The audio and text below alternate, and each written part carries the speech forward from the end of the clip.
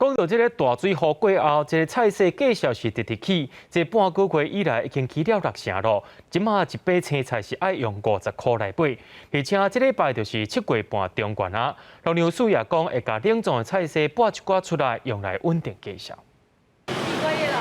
来市仔买菜，一斤番薯叶啊爱80块，2把硬菜90块。进前中南部落大雨，影响较大。 各项菜拢贵松松，葱仔上贵，一斤起到130、140，民众拣来拣去，拢唔敢买伤济。怎么说就是很贵啊？嘿，这涨得好多。包菜是55块55块，平常菜平常便宜的时候10块钱也有，大概涨快一半哦。所以那阵子怎么办？就是都不买，也会买，但是少一点。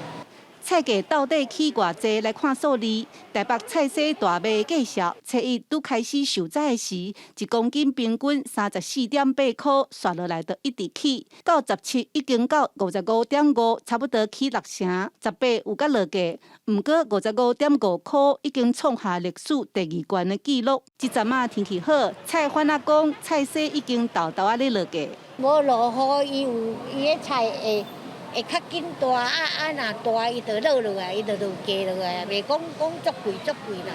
农委会表示，这摆大水雨造成中南部菜市甲龟仔类受害3至4成，即马菜农已经复工，按算月底会当收成。另外，嘛会释出冷冻菜市，互民众买会到较俗的菜。记者陈嘉文、刘伟哲高雄报道。